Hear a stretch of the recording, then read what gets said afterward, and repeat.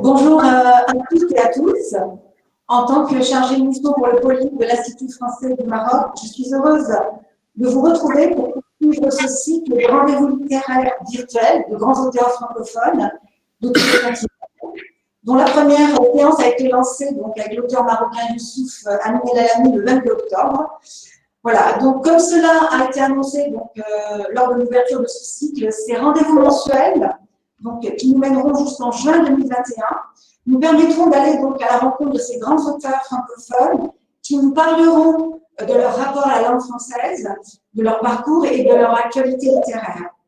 Aujourd'hui, nous sommes ravis de recevoir Ken Bougoul, de recevoir virtuellement, donc auteure sénégalaise, qui nous parle donc depuis le Sénégal, en dialogue avec Anan Essaidi, qui nous parlait depuis Kénitra, qui est professeur de littérature française, donc à Kénitra, à Marrakech. Désolée, Marrakech. Donc, spécialiste de la littérature d'auteur subsaharienne. Voilà, donc à titre juste de rappel, brièvement, le 17 décembre, nous avons rendez-vous avec Yolande Couillot, en direct d'Haïti, et le 21 janvier donc 2021, toujours à 18h, nous recevrons donc Andrei Makin, qui nous parlera en direct depuis la Russie. Alors, juste à la fin de la séance, l'auteur pourra répondre à vos questions. Et n'hésitez pas à poser vos questions au niveau de l'espace qui est réservé donc, en haut à droite de votre écran. Voilà. Donc, je vous souhaite une belle rencontre et je passe la parole à Anan Essaidi. Merci Catherine. Bonjour à tous. Bonjour Ken. Voilà, donc je voudrais d'abord remercier l'Institut français de m'avoir accordé la chance de discuter aujourd'hui avec l'une des figures majeures de la littérature africaine subsaharienne d'expression française, Ken Bougoul. Et je voudrais également remercier Ken Bougoul d'avoir répondu favorablement à l'invitation de l'Institut français du Maroc. Pour commencer, je voudrais présenter Ken Bougoul brièvement, présenter la femme, mais aussi l'écrivaine. En fait, Ken Bougoul, de son vrai nom Marietou Mbaye Bileouma, est née en 1947 à Malem Hodar, dans la région de Kaffrine, au Sénégal. Et elle nous parlera tout à l'heure de l'histoire de son nom de plume, Ken Bougoul. En fait, après un bac et une année passée à l'université de Dakar, Ken Bougoul obtient en 1971 une bourse d'études pour aller poursuivre ses études en Belgique. Et là commence un long parcours d'obstacles, de déceptions, doublé d'une crise identitaire qui va en quelque sorte marquer sa vie de femme et forger sa carrière d'écrivain. Une période bien trouble dont on reparlera tout à l'heure. Entre 1986 et 1993, Marietou Mbaye a travaillé comme fonctionnaire international, notamment sur des questions liées à la population et à la question du développement. Elle se consacre désormais à l'écriture et elle est l'auteur d'une dizaine de romans. Elle a eu des prix littéraires, dont justement le prestigieux prix littéraire de l'Afrique noire en 1994 pour son ouvrage ou son troisième roman qui fait partie d'une trilogie autobiographique, Riwan et le chemin de sable. Voilà, pour citer quelques ouvrages publiés par Ken Bougoul, je cite le premier roman qui a eu beaucoup de succès, mais un roman aussi, on en reparlera tout à l'heure, jugé scandaleux, Le Baobab fou en 1982, puis Cendre et Braise, deuxième roman de cette trilogie autobiographique, comme je viens de le dire, en 1994, et puis le dernier, bien entendu, de la trilogie autobiographique, Riwan, ou Le chemin de sable. Ensuite, il y a eu d'autres romans, d'autres récits fictifs, tels que La folie et la mort, De l'autre côté du regard, Rue Félix Faure, La pièce d'or, Mes hommes à moi, et enfin, en 2014, un dernier roman, Cacophonie. Voilà. Peut-être pour commencer, je vais demander à Ken Bougoul de nous raconter un peu l'histoire de ce pseudonyme, justement Ken Bougoul. Comment est-ce que vous avez choisi ou décidé de changer de nom? Oui, bonjour professeur, bonjour tout le monde. Je suis ravie de vous parler, même si c'est par d'une manière virtuelle, mais nous sommes ensemble. Donc, je remercie l'Institut français, et je remercie tout le monde. Je suis très, très contente. Oui, pour ce qui est du nom, je pense que souvent, bon, souvent, on me le demande tout le temps. Et parfois, je me dis, mais est-ce qu'il faut encore revenir là-dessus? Mais peut-être avec les nouvelles générations ou bien des gens qui viennent de me découvrir, parce qu'il y a des jeunes gens qui viennent de découvrir Ken Bougoul, peut-être qu'il est utile d'en parler. Parce que Ken Bougoul, c'est un nom qu'on donne ici au Sénégal, entre autres noms. Il n'y a pas que Ken Bougoul. Il y a Ken Bougoul, il y a Sagar, il y a Amouliakar pour les garçons, il y a Sun, etc. Donc, c'était un nom qu'on donnait à un enfant qui est né d'une mère qui, après avoir accouché, perdait son bébé au bout d'un ou de 2 jours sans raison clinique qu'on peut expliquer, quoi. Donc, quand elle refait une autre grossesse, une troisième grossesse qu'elle accouche, l'enfant se porte bien. Quand c'est une fille, on l'appelle Ken Bougoul. Ou bien on l'appelle Sun. Sun, ça veut dire tas d'ordures. Ou bien on l'appelle Sagar. Sagar, ça veut dire vieux chiffon, vieux morceau. Si c'est un garçon, on l'appelle Amouliakar. Ça veut dire sans espoir. Donc, c'est des noms pour exorciser la mort brutale de nouveau-nés. Et dans mon village, il y avait en face de la maison de ma grand-mère une famille traditionnelle de bijoutiers. Et une de leurs filles avait le même âge que moi et s'appelait Ken Bougoul. Et donc, quand j'ai commencé, quand le Baobab Fou devait être édité, la maison d'édition, donc c'était dans les années 80, 81, la maison d'édition avait dit que d'abord, il n'avait jamais publié d'autobiographie. Ensuite, c'était un peu scandaleux pour une femme de parler de corps, de sexualité, etc. Et qu'il fallait prendre un pseudonyme pour me préserver. Parce que sinon, je n'allais pas trouver de mari ou bien je n'allais pas trouver de travail, en tout cas, quelque chose comme ça. J'ai dit, moi, je m'appelle Marie et tout. Hein. Bon, le personnage dans le livre s'appelle Ken Bougoul. Donc, vous prenez le nom du personnage, Ken Bougoul, et on met ça comme nom de plume. Et c'est comme ça que Ken Bougoul est parti. Très bien. Je vais vous demander comment est-ce que vous êtes venu à l'écriture Ken Bougoul. Est-ce que vous aviez ce besoin en vous depuis, je dirais, depuis que vous étiez toute jeune, ou bien l'écriture s'est imposée au regard de ce que vous avez vécu, surtout après la période européenne? Non, j'ai toujours aimé écrire. En tout cas, j'aimais écrire. À l'école, je faisais de bonnes rédactions, de bonnes dissertations. J'aimais écrire. J'aimais écrire. Je pense que j'aimais écrire, j'avais pas de projet d'écrire des livres, hein, mais j'aimais écrire des choses que je ressentais. Par exemple, quand j'étais plus jeune, déjà au lycée, j'aimais écrire de la poésie. J'envoyais des poèmes à mes amis. Ou quand j'écrivais une lettre, ça prenait 10 à 12 pages, juste pour une simple lettre. Donc, j'ai toujours aimé écrire. Et quand j'écrivais le Baobab Fou, je pense, j'avais déjà plus de 33 ans, je pensais que, avec tout ce que j'avais vécu, j'avais voyagé, j'avais quand même vécu, j'avais beaucoup lu, j'avais fait beaucoup de choses, mais j'en étais arrivée à un moment de ma vie où je n'avais plus d'écoute, c'est-à-dire que je n'avais pas une oreille pour m'écouter. J'avais des choses à dire, mais j'avais personne avec qui les échanger ou les partager, même à la limite, même pas de raconter une histoire, mais de partager mon histoire.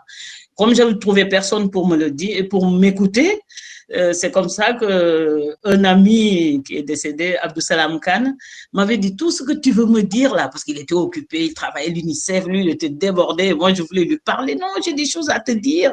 Il dit voilà, tout ce que tu veux me dire là, il faut l'écrire.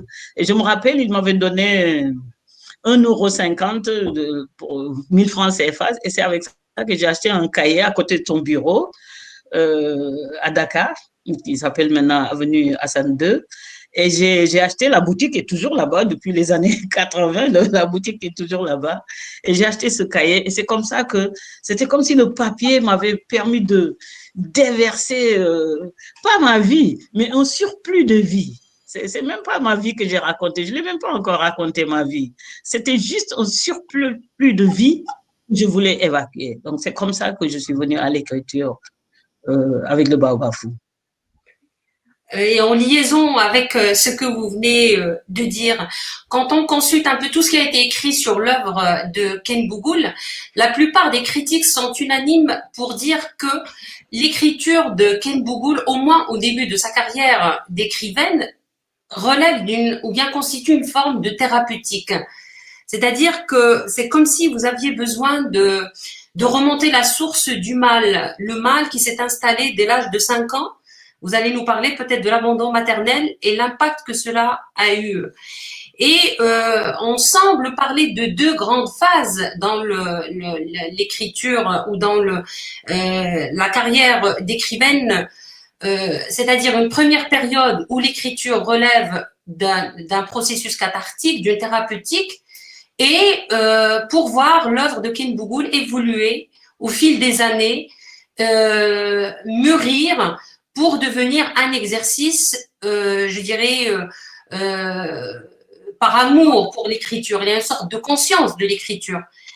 Est-ce que vous êtes d'accord avec cette vision? Comme quoi l'écriture au début était une forme de thérapeutique, mais par la suite, l'écrivaine a pris conscience de cette volonté d'obéir à cette volonté intérieure d'écrire, c'est-à-dire une sorte de maturité dans la composition de votre œuvre. Oui, on peut dire ça comme ça. C'est-à-dire que, bon, en écrivant le Baobab Fou, j'avais besoin d'évacuer ce que je dis, un surplus. C'est un journaliste français qui s'appelle Bernard Magnier, qui est l'un des premiers journalistes à m'interviewer, qui était venu au Sénégal en 1983, je crois, et qui avait écrit un article pour notre librairie à l'époque, et qui a parlé d'écriture thérapeutique. Après d'ailleurs, c'est une interview de référence, excusez-moi, c'est une interview qui est reprise assez souvent, même au niveau des études, etc., bien que ça date de longtemps. Et quand j'ai lu ça, je me suis dit, oui, il y a quelque chose de thérapeutique, mais en fait, ça n'a pas soigné le mal, mais au moins, ça a permis de diagnostiquer le mal. Et parce que le mal est toujours là. C'est pour ça que je ne peux plus arrêter d'écrire, parce que je dois guérir des feux intérieurs qui me brûlent encore. Et je sais que quand j'écris le Baobab Fou, c'est d'un seul jet. C'était un peu le tempérament quand j'étais à l'école, au lycée et tout ça. J'écrivais vite et bien, écrivais en public, j'aimais écrire des longues lettres, j'aimais écrire des poèmes, j'aimais écrire. Donc, j'ai laissé cet élan pour l'écriture que j'avais dans le Baobab Fou, Sandré Braise et même Riwan. Et l'exercice maintenant de dire je m'intéresse vraiment, je veux prétendre devenir un écrivain, ça, je l'ai commencé avec La folie et la mort. Et ça, c'était un défi qui m'avait été lancé par un écrivain sénégalais, un grand écrivain sénégalais qui s'appelle Boubacar Boris Diop, qui m'avait trouvé au Bénin il y a très longtemps et qui me demandait si je continuais à écrire. Je lui ai dit non, moi, je ne suis pas un écrivain. Il a dit, mais tu as écrit le Baobab Fou, Sandré Braise, Riwan, c'est connu, les gens parlent de toi partout. Je dis oui, mais moi j'avais quelque chose à dire, à évacuer. Je l'ai évacué. Maintenant, moi je veux une galerie d'art, je veux ouvrir un restaurant, j'étais dans mes projet. Et il m'a un peu bousculé en me disant, il fallait pas commencer. Je sais pas comment les garçons, ils ont cette façon de défier les filles comme ça. J'ai senti ça vraiment comme un défi. J'ai dit, mais pour qui se prend ce monsieur? Et quand il a quitté le Bénin, où il était invité par l'Institut français du Bénin, il est rentré au Sénégal. J'ai pris ça comme un défi et je dis, je vais lui prouver que, etc. Et c'est comme ça que j'ai pris mon ordinateur, j'en avais une à l'époque, un à l'époque plutôt, et j'ai tapé, en 3 mois, j'ai écrit La folie et la mort. Et je l'ai corrigé en 6 mois. Donc, ça a fait 9 mois, j'ai écrit La folie et la mort. Et donc là, c'était une fiction où j'ai fait appel aussi à tout un bagage culturel de contes, de légendes, mes lectures, une folie intérieure personnelle, enfin quelque chose qui m'était propre, peut-être même comme ma manière de vivre, de parler, de me comporter, etc. Donc tout ça, j'ai mis ça dans La folie et la mort, et c'est là que je me suis dit, mais si je suis capable d'écrire une telle fiction, c'est que là, maintenant, je peux prétendre maintenant vouloir un jour devenir un grand écrivain. Et c'est comme ça que à chaque livre, ce n'est plus une démarche même si je suis interpellée par une thématique qui me sert de prétexte d'écriture, c'est pas seulement que je suis tellement horrifiée par une injustice ou par une violence que je mets ma rage dans ce que j'écris. Non, je suis interpellée, mais mon souci premier est de travailler l'écriture, en fait, de travailler la langue, de travailler les mots, de faire attention à la ponctuation. Et ce qui me plaît que je fais, puisque je fais que ce qui me plaît, j'obéis pas à des règles, c'est à prendre ou à laisser. Et ce qui me plaisait, c'était le rythme dans l'écriture, la place des mots pour créer une rythmique et puis le travail d'ensemble dans un volume, et c'est ça qui, qui, qui, qui est vraiment excitant à la limite pour moi dans l'écriture. Quand je reprends un manuscrit, je le reprends, c'est vraiment pour trouver le tempo juste entre les phrases, entre les mots, et tout ça dans un volume, dans un texte qui raconte une histoire ou qui traite de quelque chose. Donc ça, c'est quelque chose, ce travail sur l'écriture est quelque chose qui m'obsède. Et à chaque livre, c'est différent parce que chaque livre, selon son prétexte d'écriture, m'amène à trouver un autre rythme, un autre son qui va avec le thème même du livre. Donc, je suis tellement passionnée et je dis tant que je ne serai pas arrivée à écrire d'une manière où je m'impliquerai peut-être pas autant, peut-être j'aurais atteint un certain niveau, mais je sais que je n'y arriverai jamais. Et donc, je continue toujours à écrire de la sorte. Donc, je peux dire que c'est avec La folie et la mort que j'ai pris conscience de l'écriture et comment maintenant à mon propre niveau et comment je le sens et comment je le veux et comment je le vis, ce que j'écris, que je suis dans ces recherches permanentes les livres même, je leur donne des couleurs.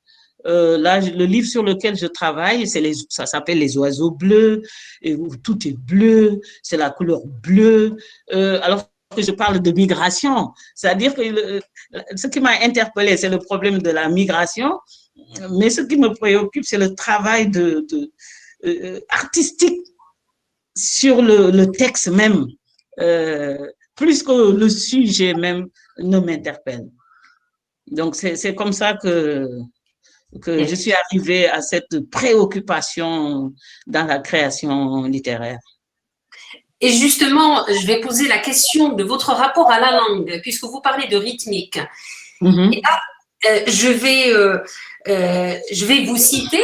En fait, j'ai bien regardé ce film documentaire qui vous rend hommage, intitulé Ken Bougoul, personne n'en veut, où vous dites, je vous cite, quand j'écris, je ne pense pas dans quelle langue j'écris.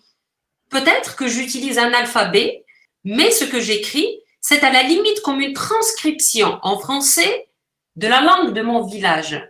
Voilà. Et comment est-ce qu'on peut concilier ces deux aspects-là, exprimer toute une rythmique, peut-être aussi le rythme, la vitalité du Wolof qui est propre à votre village natal, dans cette langue française, pour retrouver cette énergie, cette exubérance en quelque sorte.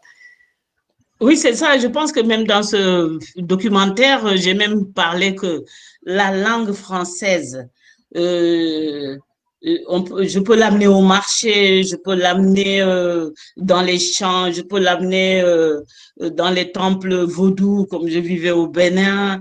Et j'ai même dit, je crois que la langue ne se plaignait pas, parce qu'elle arrivait euh, à se laisser faire et que je pouvais la mener dans un univers dont on pourrait dire ce n'est pas propre à la langue française.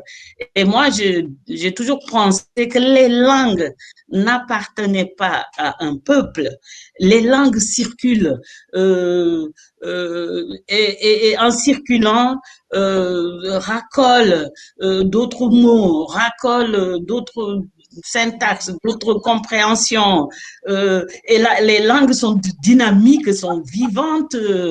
Et donc, on ne peut pas dire que le Wolof, c'est pour les Sénégalais ou que le français, c'est pour les Français, etc.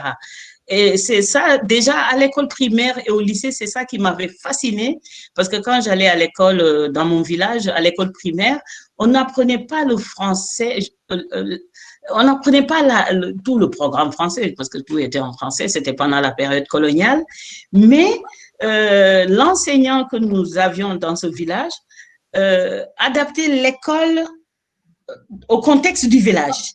On faisait les leçons dans la brousse, au milieu des plantes, au marché. Donc, quand on allait au marché pour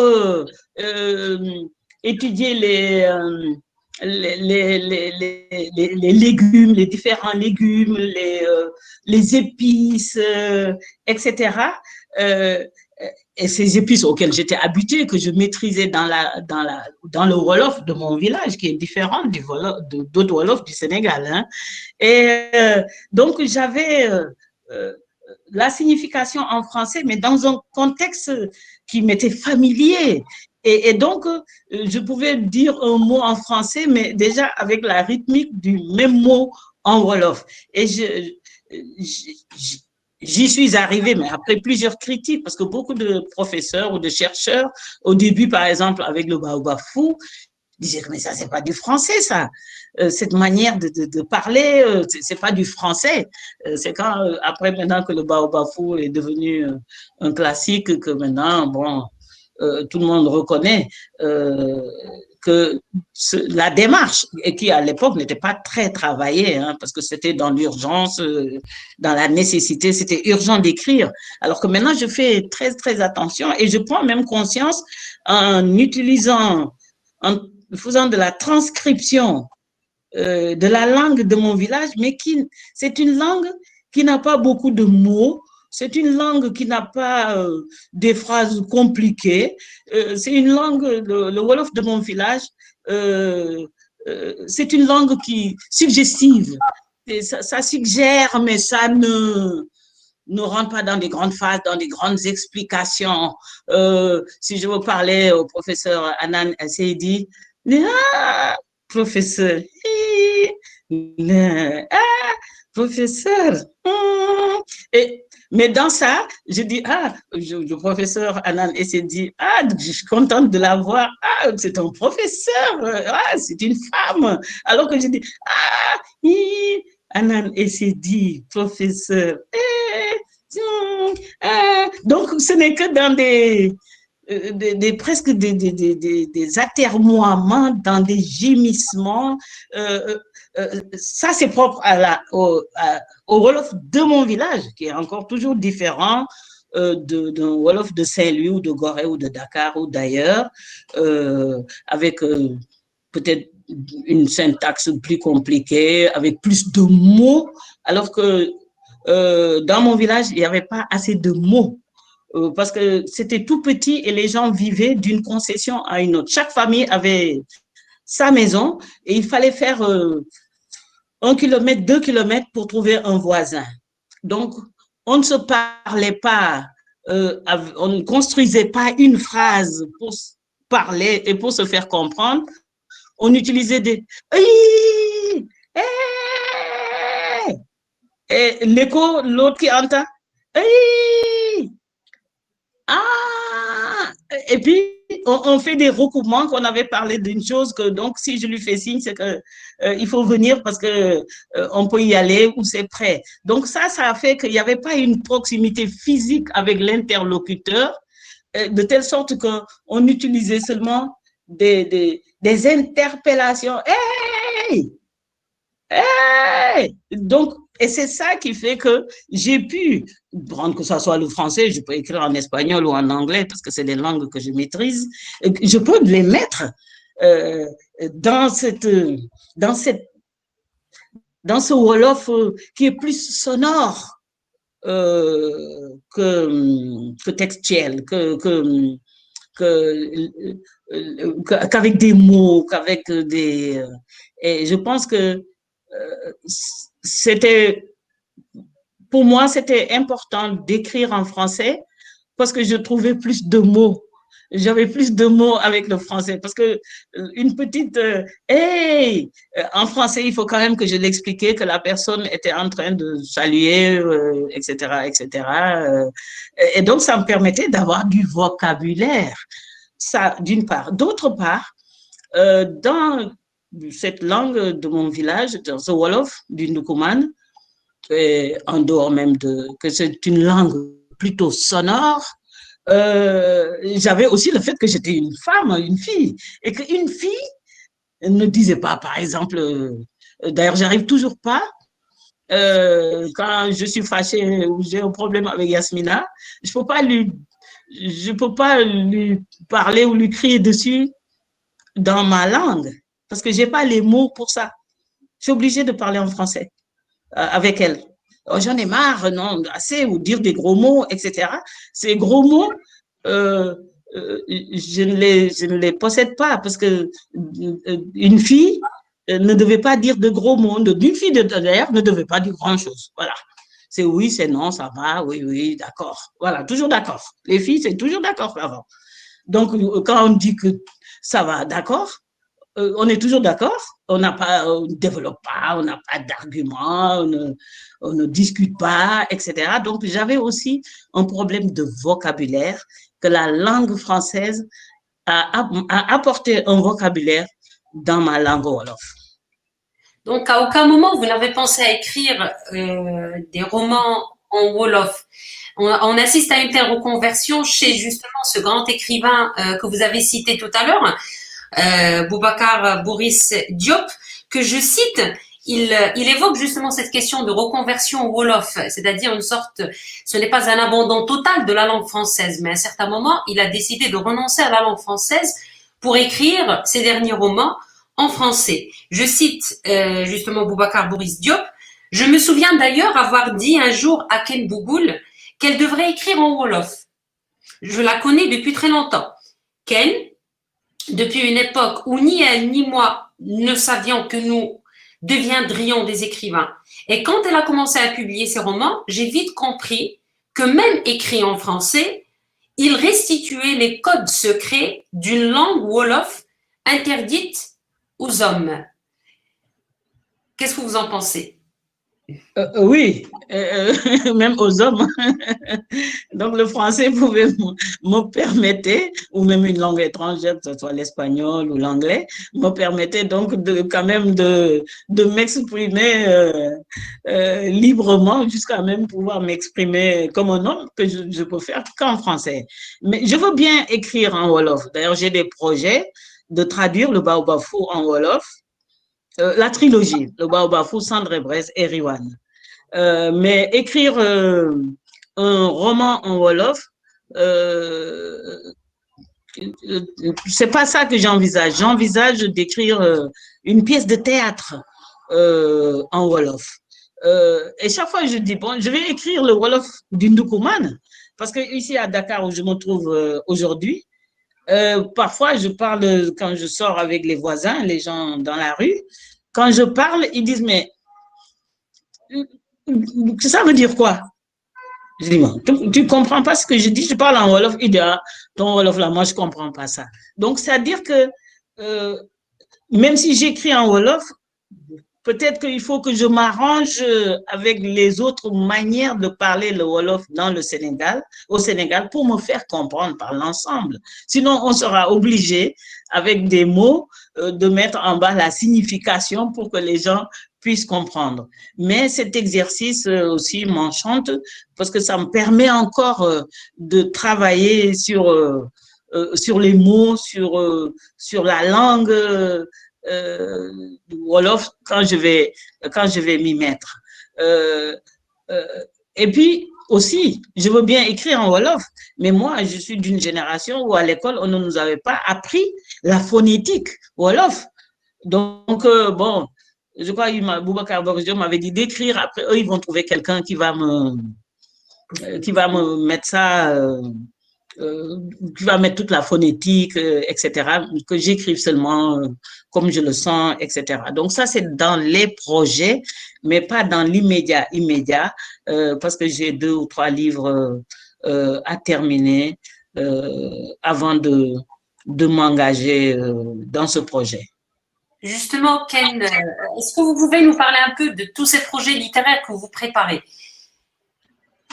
Bon, en ce moment, je corrige, vraiment, j'en suis à 2 semaines, parce que quand j'en arrive à ce niveau-là dans la correction pour terminer un livre, j'ai du mal à m'arracher. Je dors avec, je dors à côté, je vis avec, parfois même je prends l'ordinateur, je mets sur mon lit à côté de moi. Euh, pour le sentir, pour sentir le texte, etc. Et quand je corrige, je vais toujours encore chercher d'autres bêtes pour encore rester dans le texte parce que j'ai du mal à m'arracher, mais il faut que je m'arrache là. Et j'ai dit que je m'arrache dans 2 semaines là, je finis avec ça. Maintenant, les autres projets que j'avais même commencé, j'avais un projet sur est-ce que c'est moi, est-ce que j'ai eu raison d'avoir résisté quand une partie de ma famille, dont ma grand-mère, ne voulait pas que j'aille à l'école. Et moi, je tenais à aller à l'école puisque je suis la seule femme dans ma famille à aller à l'école. La dernière, j'étais la Benjamin. Et je sentais que ma grand-mère n'était pas enchantée. Et il y avait beaucoup de familles qui étaient comme ça à l'époque pendant la période coloniale, qui ne voulaient pas que leurs enfants aillent à l'école, surtout les filles. Et moi, j'ai tenu têtu comme une mule, j'ai insisté, je me suis accrochée, je me suis isolée, je me suis marginalisée, etc., pour aller à l'école. Et peut-être avec l'âge, euh, je me rends compte que je suis passée à beaucoup de choses euh, par rapport à un rituel auquel je devais participer il y a plus de 60 ans parce qu'il ne pleuvait pas et on cherchait une jeune fille vierge pour ce rituel. Et j'avais fait partie des jeunes filles qu'on avait identifiées dans le village. Et moi, je n'ai pas voulu faire ça. J'avais peut-être 12 ans, 13 ans. Je voulais pas le faire. C'est pas parce que je n'étais pas vierge.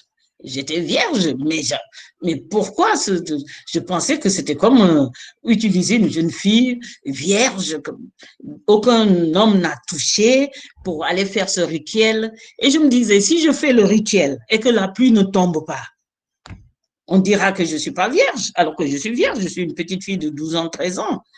Euh, et si j'accepte euh, que même la pluie tombe, c'était comme si on m'avait utilisé. Après, j'allais être comme une espèce d'otage d'une société et que ça allait me poursuivre toute ma vie de génération en génération, celle qui avait fait le rituel pour que la pluie tombe, etc. Donc, j'étais dans ça et c'est là que j'ai eu la rupture totale avec ma famille. Ce qu'elle ignore, parce qu'elle pense que bon, je voulais m'occidentaliser, être dans mon aliénation euh, d'occidental, etc.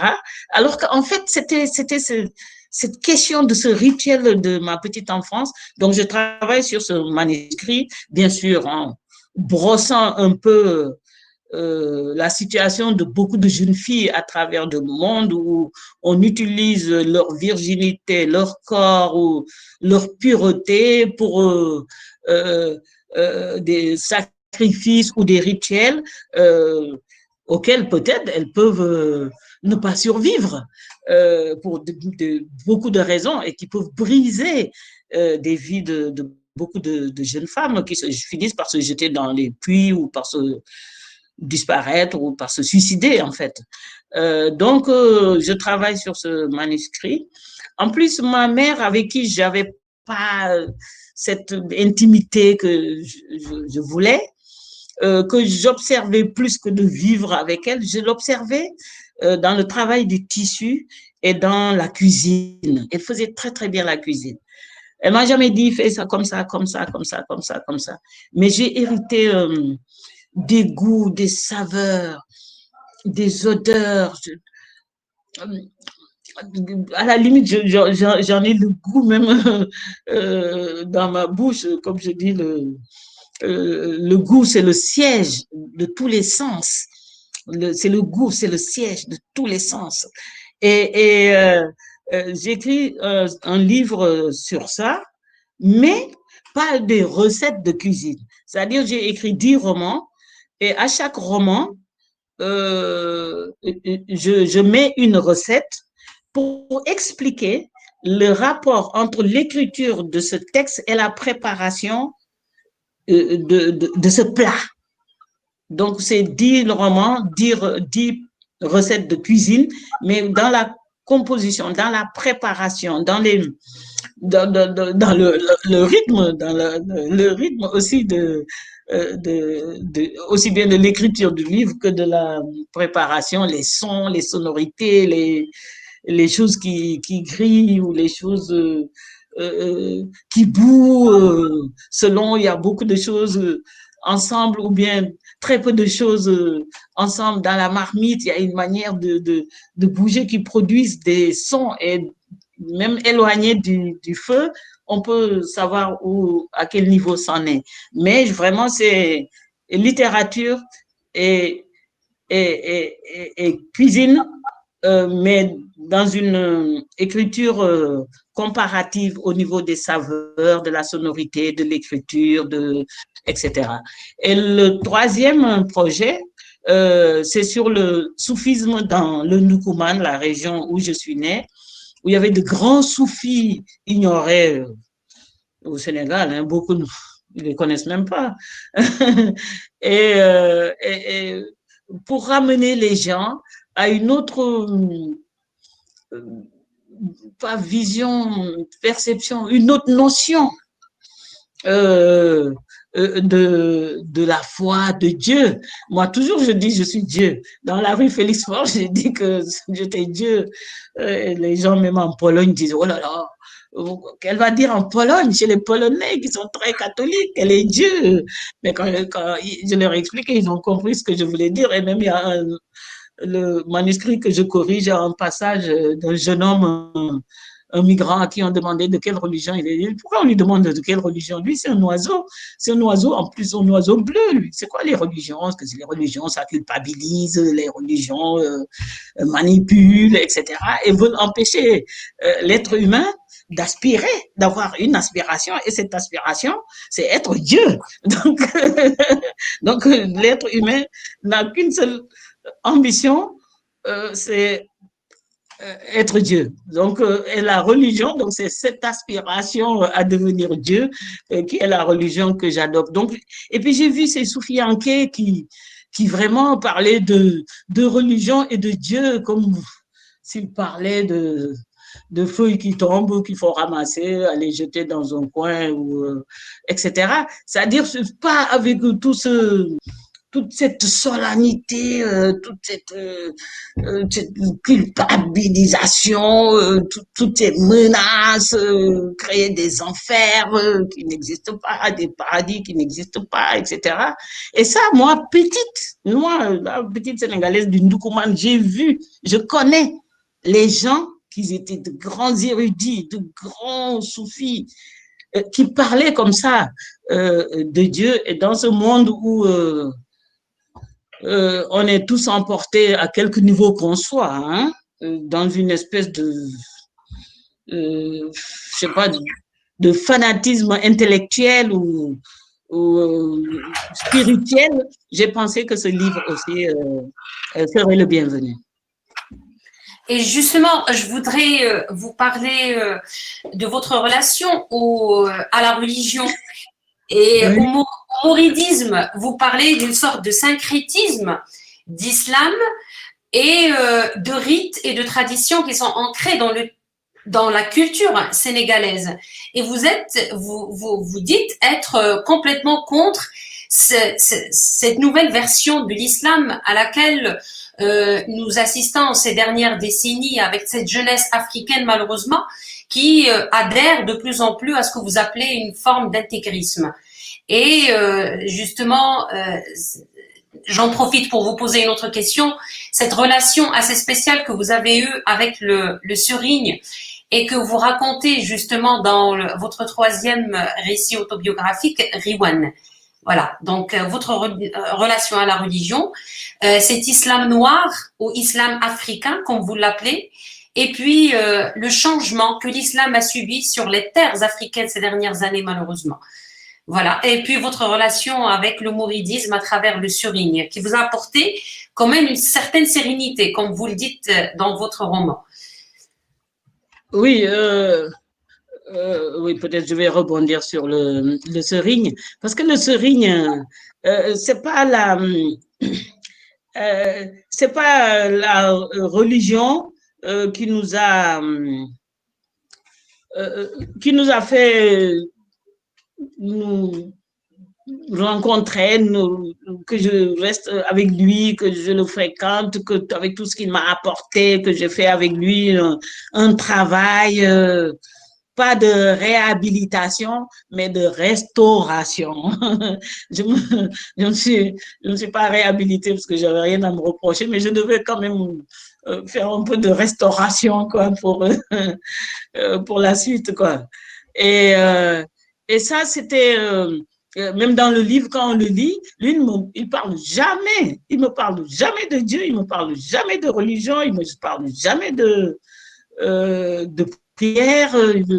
D'ailleurs, Cheikh Ndao, qui est un grand écrivain sénégalais, avait écrit aussi un article sur Riwan qui disait un livre avec un serigne où on ne parle pas de prière. Donc déjà, le serigne et le mouridisme, parce que lui, il est de la dynastie des Mourides, c'est les Mbake Mbake, c'est une dynastie, c'est une famille depuis Serigne Touba, etc., etc.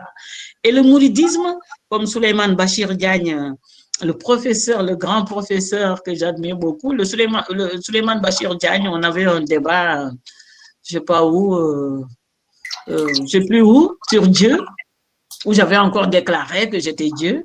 Et il n'aime pas qu'on dise l'islam noir ou l'islam africain, que l'islam, c'est tout. Maintenant, c'est comment chaque pays avec un contexte socio-culturel traditionnel différent l'un de l'autre, mais pouvaient intégrer ce concept de soumission à des lois, à des règles qui ne sont même pas si compliquées que ça. C'est aimez-vous les uns les autres, ne faites pas de mal. En fait, le message de Dieu se résume vraiment en deux, trois mots, quoi. Pas plus. Le reste, c'est de la spéculation intellectuelle ou etc. Donc, je dis, bon, je ne parle pas de l'islam noir maintenant, je parle seulement de l'islam au Sénégal et chez les mourides. Parce que la dynamique du mouridisme, c'est, à la limite, il faut que les mourides me pardonnent si je comprends autrement, mais le grand guide du mouridisme disait que chaque individu est déjà une voie vers Dieu. Donc, chacun peut avoir sa religion parce que chaque individu est une voie vers Dieu. Donc, c'est sa conscience, son sens du discernement. C'est une question de responsabilité. Donc, ça n'a rien à voir, j'ai appris, j'ai étudié, on m'a dit, etc. En plus que ce grand saint, ce qui se posait, il y avait c'est un paradigme avec Cheikh Ibra Fall, qui était son compagnon de route, qui, lui, ne priait pas, ne faisait que travailler.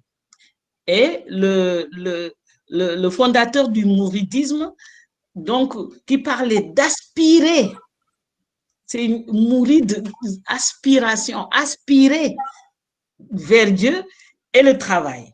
Alors que si on travaille, le travail, c'est déjà une prière. Quand quelqu'un est occupé à travailler, il n'a qu'à travailler, même si c'est l'heure de la prière, il n'a qu'à finir ce qu'il est en train de faire, parce que si peut-être il laisse tomber ce travail, va prier, quand il revient, il faut qu'il recommence à zéro. Donc, le travail, c'est comme une forme de prière. Je crois que même Khalil Gibran en parle dans un passage dans le Prophète. Tout ce qu'on fait et qu'on le fait bien, c'est déjà une prière. Donc, le mouridisme, la dynamique, c'est aspirer à Dieu, vers Dieu et travailler. Donc, et c'est ça qui fait que c'est puissant ici au Sénégal, parce qu'ils détiennent l'économie du pays, alors que c'est une religion. C'est le travail d'abord. C'est comme si c'est travailler d'abord et prier ensuite. Et c'est ça, ça m'a beaucoup plu dans le mouridisme. En plus, si on a choisi pas un maître, mais un guide qui est sur la voie, et si on peut faire le chemin avec lui, parce que peut-être qu'il a beaucoup plus de clairvoyance, beaucoup plus de disposition à nous mettre sur le droit chemin, sur la voie vers Dieu, qu'elle soit droite ou sinueuse, l'essentiel c'est d'arriver à lui. Ça dégageait de toute forme de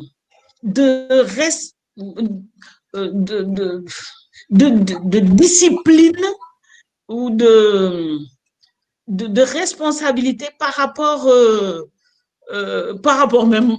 à Dieu. C'est-à-dire que si mon guide me dit fais ça, c'est comme un ordre. Je ne vais pas dire, ah non, je ne fais pas ça parce que Dieu a dit dans le Coran, sourate tel, verset tel, que ceci, que cela, que cela. C'est-à-dire qu'il dégage de toute forme de référence par rapport à autre chose que lui-même et le contexte et le moment même. Donc, ça permet que c'est toujours une dynamique. Parce que selon le contexte, selon l'évolution, selon comment les choses se passent, on s'adapte à chaque situation en usant seulement de discernement, de responsabilité, de clairvoyance, de bon sens, tout simplement. Donc, finalement, c'est ce bon sens dans le mouridisme qui m'a vraiment beaucoup attiré. Et il y a une forme d'espérance à la limite gratuite. Il n'y a pas de chantage. Il n'y a pas de chantage. C'est-à-dire, on est dans l'espérance. Il n'y a pas de non, si vous faites ça, vous serez torturé, vous irez en enfer. Et puis là-bas, c'est pour l'éternité. Le feu de Dieu, il est chaud, il brûle plus que le soleil, il est plus chaud que le soleil. Enfin, des trucs à traumatiser les gens.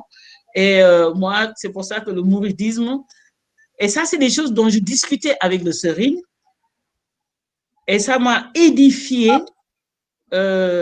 sur la notion, pas sur la foi, mais sur la notion de la foi, que j'ai continué à travailler jusqu'à maintenant, dire que j'ai une ambition, c'est aspirer à être Dieu. Donc ça, j'aime cette démarche qui permet de remettre en question, d'utiliser la réflexion, d'utiliser son esprit pour, comprendre, pour avancer dans le doute. Parce qu'il faut toujours douter, mais prendre pour argent comptant des textes ou etc., sans les placer dans le contexte, ça, moi, je ne suis pas d'accord avec ça. Et le mouridisme, c'est ça, c'est-à-dire s'adapter à chaque instant au contexte et utiliser des références, entre guillemets, religieuses, qui peuvent être de la Torah, du Talmud, de l'Évangile, etc., ou du Coran, ou même de grands penseurs, de Lao Tse, pourquoi pas, Khalil Gibran, et tant d'autres, du Bouddha, etc. Et chercher tout ce qu'il y a tout ce qui a trait à une dynamique qui permet à l'être humain d'avoir cette aspiration, cette ambition de s'élever au-dessus de choses qui nous fixent au sol, qui nous rivent et qui nous empêchent vraiment d'être de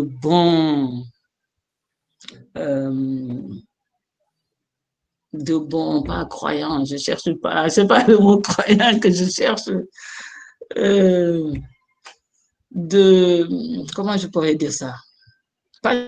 Non, moi je reste dans l'aspiration à être Dieu. Je veux être Dieu, voilà, c'est ça. Je veux être Dieu.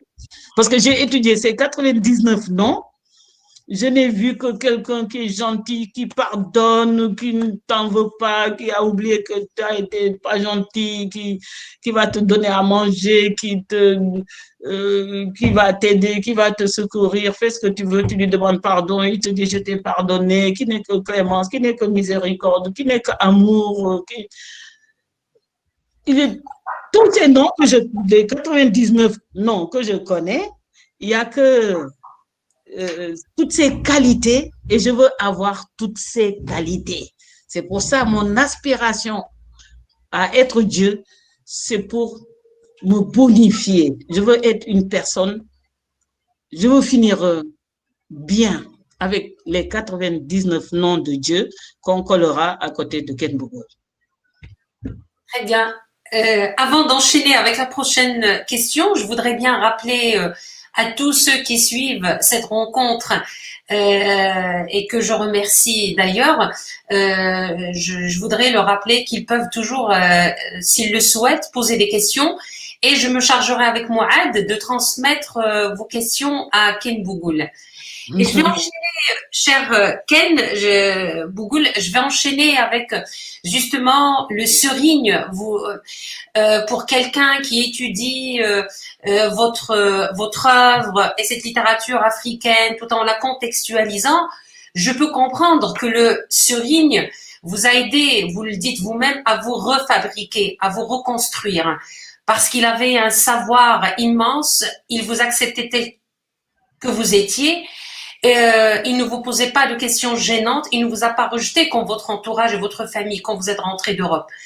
Et justement, je voulais vous poser cette question par rapport à la femme et à la condition de la femme. Comment a été reçu ce troisième roman, Riwan, où certains qui méconnaissent un peu votre situation à l'époque et qui ne connaissent pas bien le contexte, on a pu voir dans Riwan une sorte d'apologie de la polygamie. Il y avait une sorte de confusion et d'ambiguïté.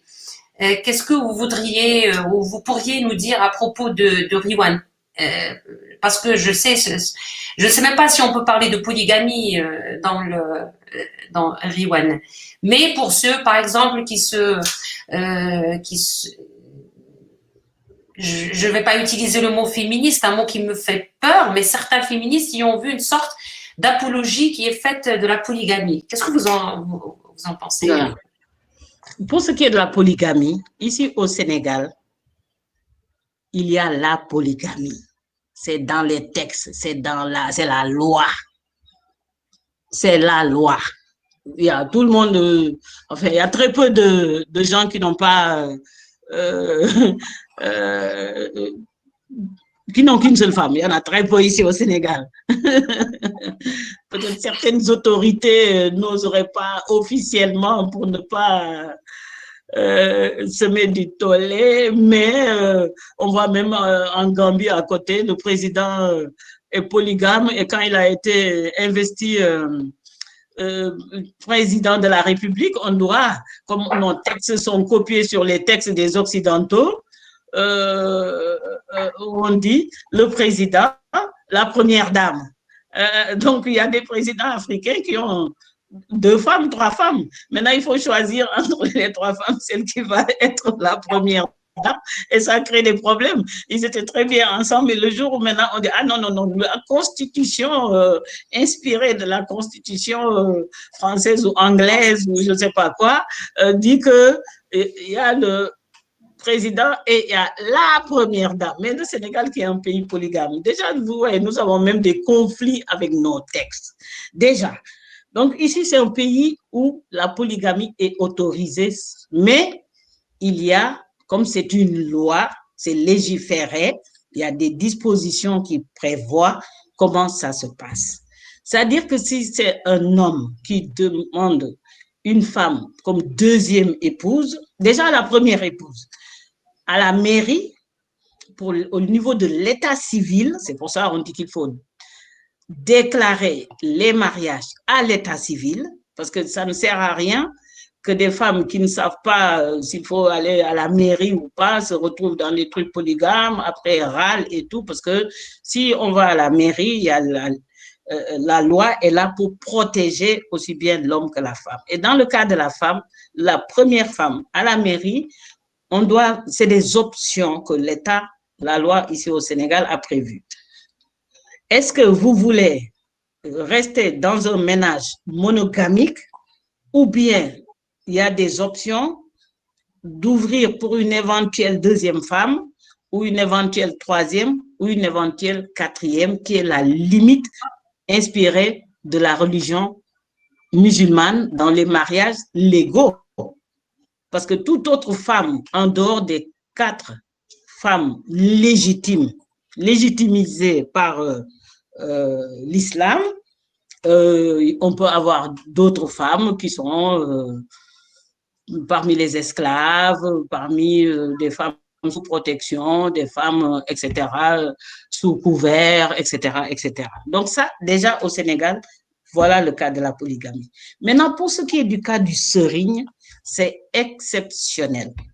On ne trouve ça que on ne trouvait, parce que maintenant, avec les nouvelles générations de serigne, ils ne sont pas là-dedans. Maintenant, dans le cas du serigne, en dehors de ces 4 épouses légitimes avec qui il fait des enfants, il n'en avait que 6 avec ces 4-là. Il n'a eu que 4 enfants. Toute autre femme qui est venue, qui a fait partie de ces femmes, entre guillemets, la plupart, c'était des veuves de grands érudits. Des veuves de grands érudits, des femmes rejetées par la société pour une raison ou une autre, pour un handicap ou pour une accusation de sorcellerie ou une accusation de porte-malheur, etc.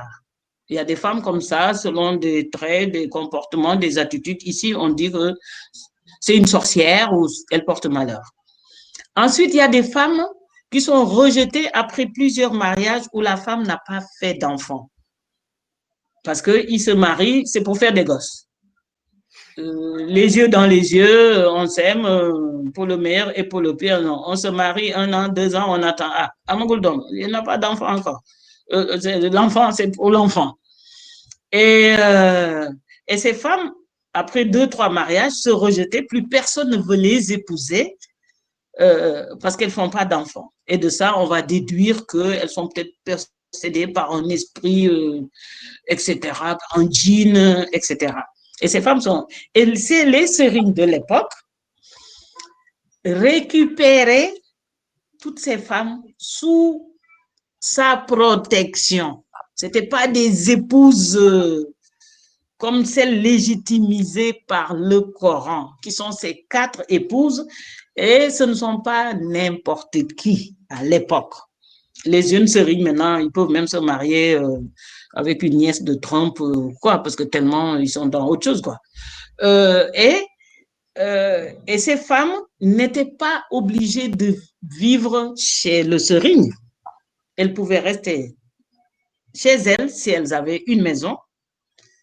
Elles pouvaient habiter dans une des maisons du serigne à travers le pays si elles n'avaient pas où habiter, où elles pourraient être logées, nourries, blanchies.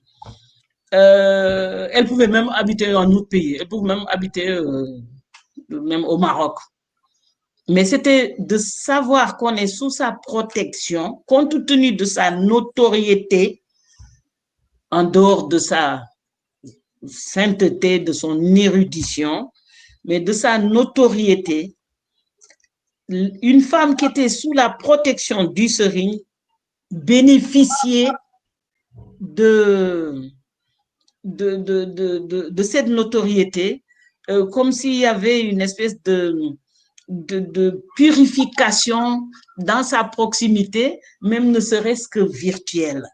Et ces femmes ont pu reprendre confiance pour celles qui étaient plus jeunes, pour même être remariées avec des hommes de leur choix et quitter la protection du serigne. Donc, ce sont ça c'est ça que les gens, mais nous, chez nous, c'est une réalité. C'est-à-dire que pour nous, moi, chaque fois qu'on me pose des questions, je dis oui, mais vérité en deçà, erreur au-delà. On ne va pas uniformiser le monde. Nous sommes à ce niveau-là. Maintenant, on voit avec les nouvelles générations de serignes, même les enfants de mon serigne à moi, même ces enfants ne prennent pas des femmes rejetées dans la société ou des veuves sous leur protection. Et je pense qu'ils ont fait ça parce qu'ils se sont inspirés du prophète Mohammed qui prenait sous sa protection, pour ne pas dire épouser, des veuves de gens qui étaient partis à la guerre. Il en a épousé des veuves de ces soldats morts au combat. Il les a pris sous sa protection. Elles étaient là, elles avaient le gosse, elles ne travaillent pas, comment elle va faire, le mari est mort au combat, etc. Et on prend et on dit, le prophète, il a 9 femmes, il a 10 femmes, il a 12 femmes, etc. Alors que c'est bien expliqué qu'on ne peut pas aller au-delà de 4 femmes à condition de les aimer pareil, de les traiter pareil, de leur dire la même chose, etc. Sinon, on se contente d'une seule. Donc, pour moi, même ce texte même montre que il ne faut pas y avoir de polygamie parce que c'est difficile de traiter, etc., etc. Mais ceci n'empêche pas que librement, moi, si j'ai envie d'épouser un homme avec qui je m'entends intellectuellement, spirituellement, etc., que plus ou moins on regarde dans la même direction et qu'on a du bonheur à être ensemble, les instants que nous passons ensemble dans la tendresse, etc., même s'il est marié, moi, c'est pas par rapport à ça, c'est par rapport aux instants que je passe avec lui qui m'importe. Je suis aussi, il ne faut pas aussi qu'on me mette dans le même paquet que tout le monde. Si quelqu'un est heureux avec un homme qui te bat, qui te frustre, qui te dit des choses que tu ne peux même pas raconter quand tu sors de ta maison, et quelqu'un qui est libre, parce qu'il faut laisser aussi à chacun ses choix. C'est-à-dire que on parle de la polygamie, mais allez dire ça à 90% des femmes du Sénégal, elles vont te dire, une co-épouse, hein, c'est pas drôle, mais non, c'est la vie. Non, parce que ça fait partie. C'est-à-dire qu'elle ne se pose pas la question. Et de plus en plus d'intellectuels, j'ai même un article, c'est dommage qu'elle soit loin, Il y a un grand article qui a été fait par une journaliste qui a fait des recherches. On voit au XXIe siècle de plus en plus de femmes qui souhaitent même être dans un ménage polygamique. D'une part, parce qu'elles elles ont fait des études, elles sont occupées, elles ont du boulot, elles voyagent, elles ont leurs amis, elles ont des livres à lire, elles sont occupées. Avoir un mari accroché à ses baskets 24 heures sur 24, franchement, c'est pas... Hein, on a autre chose à faire. En plus, dans nos pays chauds, dormir avec un homme dans le même lit, avec cette chaleur, ça, c'est tous les jours. Ah non, quand même. Mais moi, j'ai envie parfois de dormir seule. Donc, il ne faut pas aussi qu'on attaque les choix individuels. C'est-à-dire qu'à partir des choix individuels, nous devons construire quelque chose avec avec les différences. Mais on ne peut pas imposer. Moi, personnellement, maintenant, je suis une vieille femme, mais si j'avais 20 ans de moins, je ne serais pas avec un garçon, je ne vivrais pas avec un homme. D'abord, je déteste vivre avec quelqu'un, avec un homme. D'ailleurs, c'est pour ça, pour résumer, les hommes, je les préfère pas en mari, je les préfère en amant. Voilà, comme ça, tranquille. Maintenant, les femmes qui sont mariées, si leurs maris sont mes amants, mais c'est mon problème. Moi, j'ai besoin d'un amant, j'ai un amant, et on le voit, on fait quelque chose ensemble, et puis bon, ciao, ciao, on se revoit une autre fois quand c'est possible, etc., quand on est disponible. Donc, vous voyez, le problème de vouloir imposer la monogamie ou la polygamie, il y a des gens heureux en polygamie, il y a des gens malheureux en monogamie, il y a des gens heureux en monogamie, malheureux en... Ça, c'est la vie. C'est-à-dire, c'est trouver une forme afin que les femmes soient protégées, que ça soit dans un ménage monogamique que dans un ménage polygamique. C'est une question de protection. Mais en même temps, aux femmes de prendre leurs responsabilités. Moi, si je suis avec un homme qui veut prendre une deuxième femme, mais je me casse tout de suite. Je prends mes clics et mes claques et j'y vais. Mais tant que les femmes n'auront pas cette possibilité de dire merde à un homme quand elles en ont marre, au lieu d'être dans des concessions qui tuent même le sentiment, des concessions extrêmes qui mènent à des névroses, etc., qu'il faut aller chez le psy, prendre des comprimés pour dormir, etc., ça sert à rien du tout. Donc, il faut que les femmes aient une autonomie intellectuelle, une autonomie spirituelle et une autonomie matérielle, économique. Parce qu'il y a des femmes qui veulent partir, non, je ne veux pas partir, même qui sont dans un ménage monogamique, mais qui sont humiliées. Moi, j'en connais une là, elle n'habite pas loin de chez moi ici. Elle m'a dit, oui, mais où est-ce que je vais aller? Je n'ai pas où aller. Je lui ai dit, mais tu vas louer une chambre à 5 € là. Tu restes dans la chambre là, mais elle ne veut pas quitter sa belle maison parce que la société, parce que la maison est en marbre, etc., parce que c'est la femme de telle, etc. Donc, les femmes qui ne sont même pas concernées, la polygamie, souffrent plus que les femmes qui sont dans les milieux polygamiques. Elles souffrent. Elles sont avec des hommes qui les humilient, qui les trompent, qui leur mentent 24 heures sur 24. Donc, c'est de trouver voies et moyens pour amener les femmes à faire leur propre choix et avoir les moyens de leur liberté entre leurs mains. Moi, personne ici, là où j'habite, c'est chez moi, ça m'appartient, j'ai acheté avec mon argent, personne ne m'a donné. Mais qui va venir ici m'embêter, etc. Mais ça, il faut le travailler, il faut qu'on aide les femmes, non pas à se prendre pour des victimes, mais à se prendre en charge, à acquérir le savoir, la connaissance intellectuelle, spirituelle, de lire le Coran, de lire l'Évangile, de lire la Torah, le Talmud, s'inspirer des textes, lire, se cultiver, parce que c'est des questions de choix, de vivre avec eux. Mais est-ce que se marier, même si c'est une obligation déjà? Pourquoi être obligé? Moi, une fois, j'ai discuté avec Boubacar Boris Diop sur la question de est-ce que le mariage n'est pas contre nature? Déjà. Donc, vous voyez, il y a toutes ces questions, mais on met tout, non, vous faites l'apologie de la polygamie, etc. Je dis oui, mais il y a des gens, qui vous disent je suis avec toi, je t'aime pour la vie, mais dans leur tête, ils sont déjà ailleurs, qui te mentent, qui te trompent, etc. On ne peut pas contrôler les émotions, on ne peut pas contrôler des situations hors de nous-mêmes.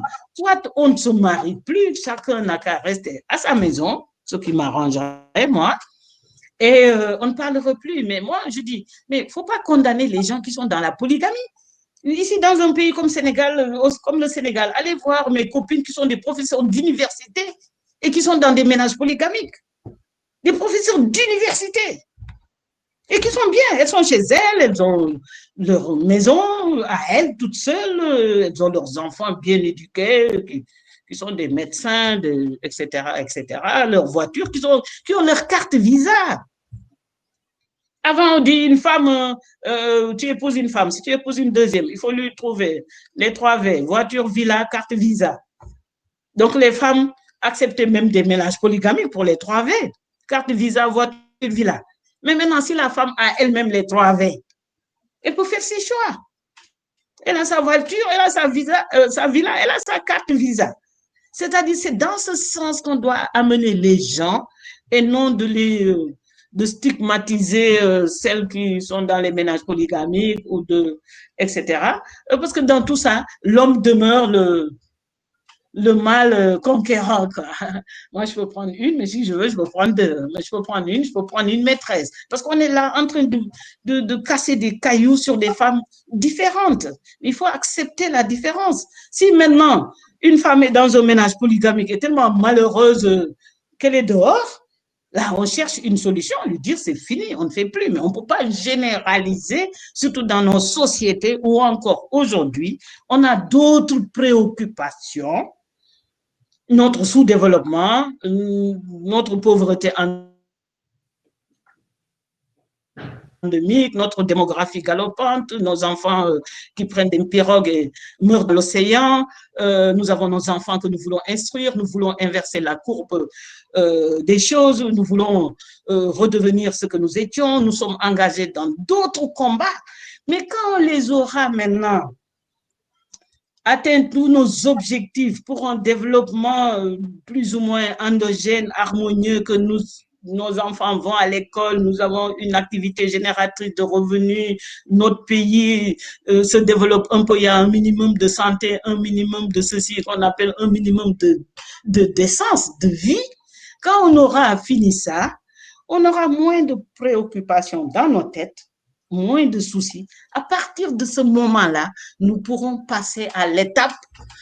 Alors, qu'est-ce qu'on fait de la polygamie? Est-ce qu'on va l'enrayer, on va la tuer, elle n'existera plus, on va l'enlever de la loi? Si on veut. Mais pour le moment, nous n'en sommes pas encore là. Nous sommes préoccupés par la vie, la survie au quotidien. Donc, c'est une question aussi de niveau, peut-être de développement, un niveau de bien-être, un niveau de... Mais nous, nos têtes, là, il n'y a pas de place pour poser ces questions de polygamie ou de monogamie. Mais quand nous aurons atteint un certain niveau de bien-être et de développement, en ce moment-là, peut-être, en buvant notre thé, on pourrait envisager d'y réfléchir. Et justement, Ken Bougoul, peut-être une dernière question qui rejoint ce que vous venez de dire. Dans La folie et la mort, vous dites que la renaissance passe impérativement par la mort. Et vous dites que cela s'applique justement à l'Afrique. Comment est-ce qu'on peut justement mourir pour renaître mieux? Et je vous cite, vous dites l'Afrique va souffrir de la mondialisation. L'Afrique va mourir, elle va s'appauvrir, mais elle doit mourir pour renaître mieux. Alors aujourd'hui, je vous pose la question pour cette Afrique, justement pour la renaissance de ce continent. Quels sont les chantiers prioritaires à vos yeux? Quelles sont les réformes et quels sont les changements qui s'imposent en urgence? Dans l'urgence? En urgence. Dans l'urgence, moi, c'est le problème de l'éducation. Le problème de l'éducation, accessible à tous. Mais ce n'est pas seulement d'envoyer nos enfants à l'école. Il faut aussi voir le problème du système éducatif à travers son programme. nous n'avons pas, enfin les dirigeants de l'époque, dès les indépendances, n'avaient pas pensé à faire la refonte du système éducatif laissé par le colonisateur qui nous avait déjà embrouillés. On était déjà embrouillés dans la tête. On était là sous notre chaleur. Ici, on nous parle de neige et de sapin.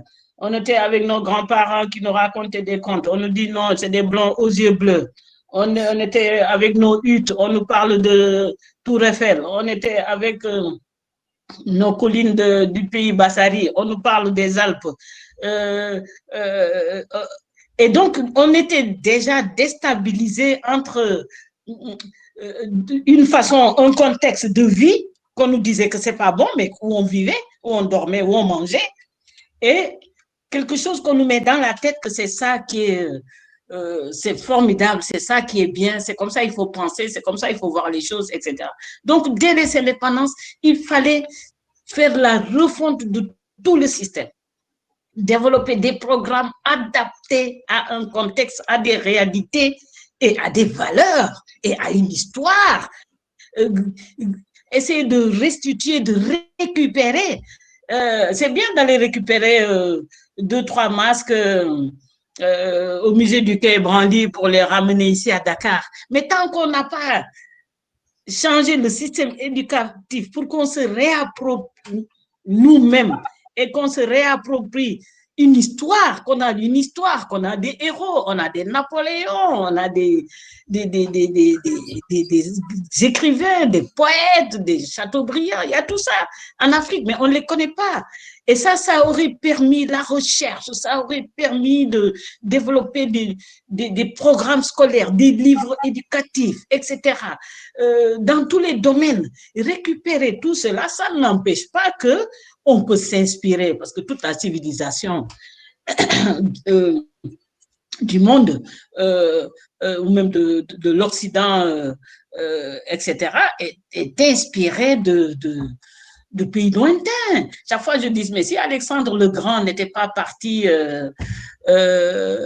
jusqu'à en Perse et tout ça, il y a beaucoup de choses qu'il n'aurait pas pu ramener. Si les gens qui voyageaient, qui allaient en Égypte, ils ramenaient la connaissance circulée entre chrétiens, musulmans, juifs, et parce que c'était la connaissance, et que de cette connaissance, chacun prenait ce que chez lui, comment il pouvait l'adapter pour son endogénéité à lui. Mais on ne peut pas être ici à Dakar et suivre le Black Friday de la rue de Rivoli à Paris ou je ne sais pas où. C'est-à-dire que donc la priorité des priorités, c'est l'éducation. Ensuite, changer les choses, c'est revoir les termes et conditions de notre coopération. Avant, on disait coopération, assistance technique, après les indépendances, après coopération technique, après bilatérale, après avec les grands ensembles, multilatéral, après maintenant, partenariat gagnant-gagnant. Mais c'est gagnant-gagnant quoi? On gagne quoi? Les gens viennent ici, prennent nos richesses, nos minerais, notre pétrole, nos jolies filles et tout, et nous laissent un stade ou un centre de conférence. Est-ce qu'un centre de conférence pour un pays dont la moitié de la population est analphabète, on parlait des sports.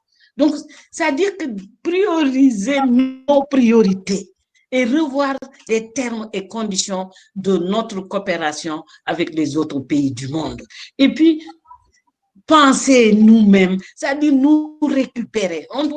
Nous sommes égarés. Nous devons maintenant courir et nous récupérer un peu partout pour nous mettre ensemble afin qu'on puisse concrétiser, mettre en marche ce déconditionnement aussi bien de la colonisation que d'autres apports, hein, même des religions, hein, parce que les religions sont arrivées ici aussi pour semer du désordre. Hein. Il faudrait que nous-mêmes, Parce que c'est l'ignorance quand on n'est pas éduqué, on est perdu. C'est l'éducation qui peut nous sauver du sous-développement, du fanatisme, de l'extrémisme, de la bêtise.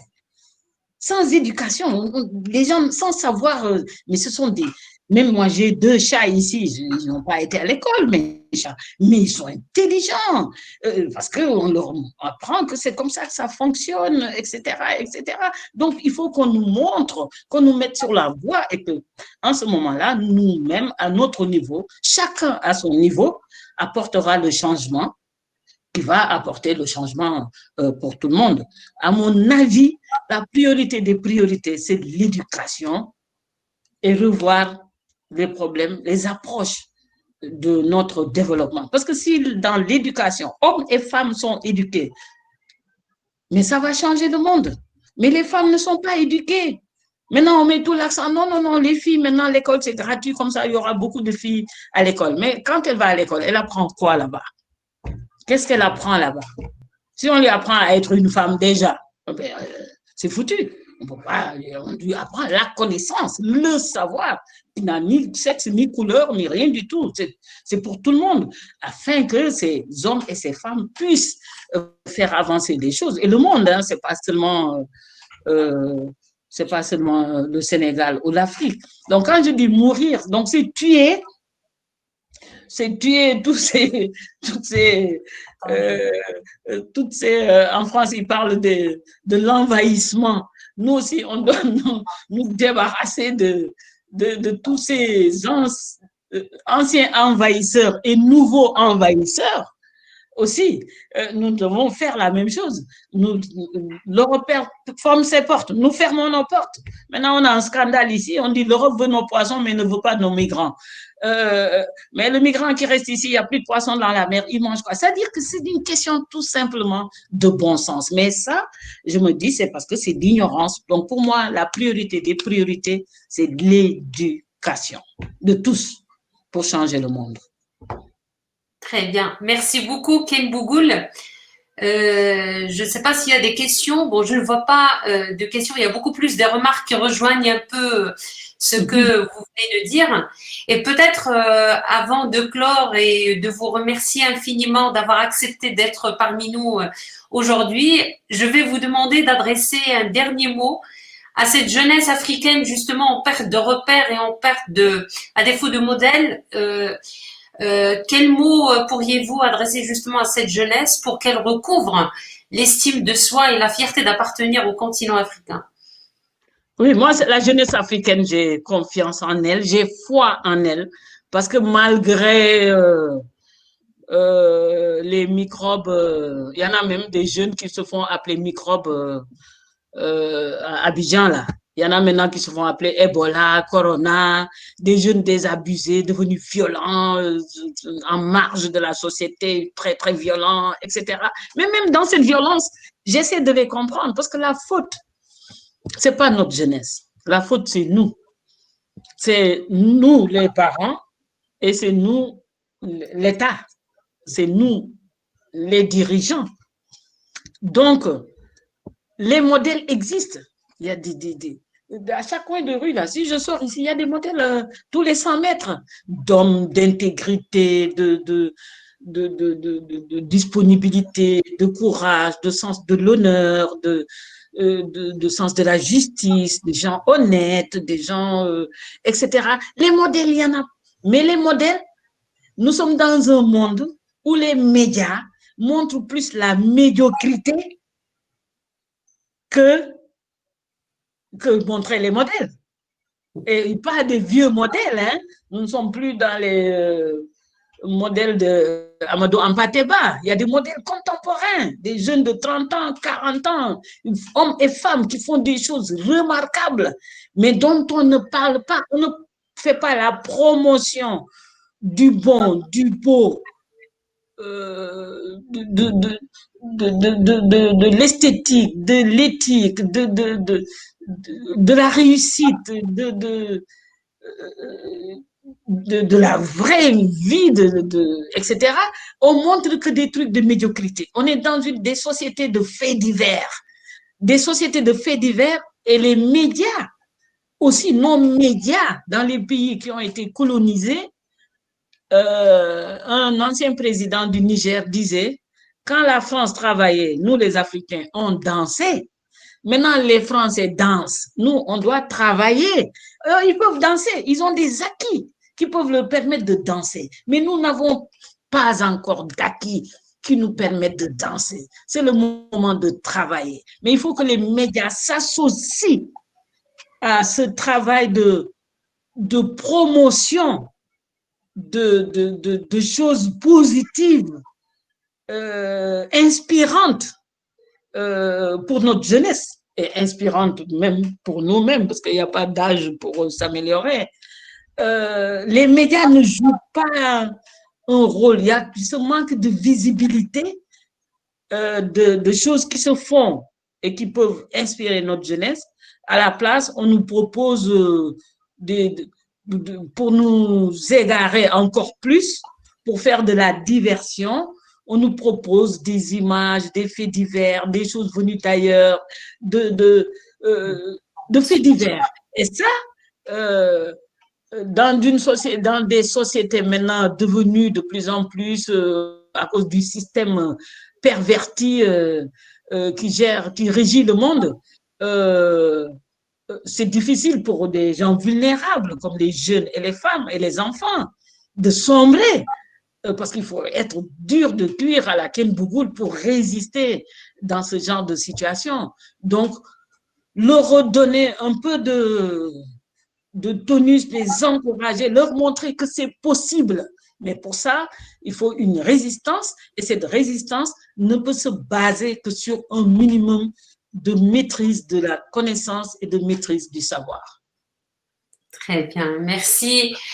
Au nom de l'Institut français et de tous ceux qui ont suivi un peu ce webinaire aujourd'hui, je remercie Ken Bougoul infiniment d'avoir accepté notre invitation et je vais peut-être vous donner rendez-vous pour bientôt, soit à Marrakech, soit à Rabat ou dans n'importe quelle autre ville marocaine, pour justement une rencontre non plus virtuelle, mais pour une vraie rencontre. Et on sera honoré de vous accueillir ici au Maroc justement pour continuer la discussion, pour insuffler du courage justement à cette jeunesse cette jeunesse africaine qui en a vraiment besoin. Merci, merci infiniment Ken Bougoul et à très bientôt. À très bientôt. Merci à tous. Merci professeur. Et à très très bientôt. À très bientôt. On ira à Essaouira aussi. J'aime Marrakech. J'aime Marrakech. J'aime Rabat. J'aime Essaouira. Ah oui, c'est une ville magique. J'ai été 2 fois à Essaouira pour une rencontre sur les femmes. Mais j'adore aller manger les sardines au porc. Oh là là. La musique Gnawa aussi, avec toutes ses origines, ancrées en Afrique subsaharienne. Oui. Voilà. J'ai été au festival Gnawa, là. C'est génial. J'ai été là-bas, oh là là, j'ai été partout, on a dansé partout, de la musique partout. C'est ça dont nous avons besoin. Absolument. C'est stimulant, c'est de ça dont nous avons besoin et non de faits divers et de politique politicienne. Nous devons nous retrouver dans la culture, dans les arts, dans la musique, dans la connaissance, dans le partage du savoir. Absolument. Les vrais partenariats, ils sont au niveau de la culture. On se découvre mutuellement. Et puis, le Maroc fait partie de l'Afrique. Nous sommes tous africains et nous avons besoin de travailler ensemble. Et nous serons plus beaux, plus intelligents et plus forts en travaillant ensemble. J'en suis convaincue. Je ne cesse de répéter, c'est un message que je transmets autour de moi. Et c'est toujours un plaisir d'avoir cette intelligence, justement, qui nous vient de cette partie, de ce continent auquel nous appartenons. Et que nos étudiants, malheureusement, et généralement presque la plupart des Marocains ne connaissent pas assez bien. Et l'heure est justement pour qu'on se découvre mutuellement pour plus d'échanges et plus de créolisation du monde. Absolument, j'en suis convaincue. Merci beaucoup, professeur. Merci à vous. Merci infiniment. Bonne soirée à tous. Et merci d'avoir été avec nous, d'avoir suivi cette rencontre. Merci. À bientôt. À bientôt. Au revoir. Au revoir. Mouad, je vous rends la parole peut-être? Vous êtes là?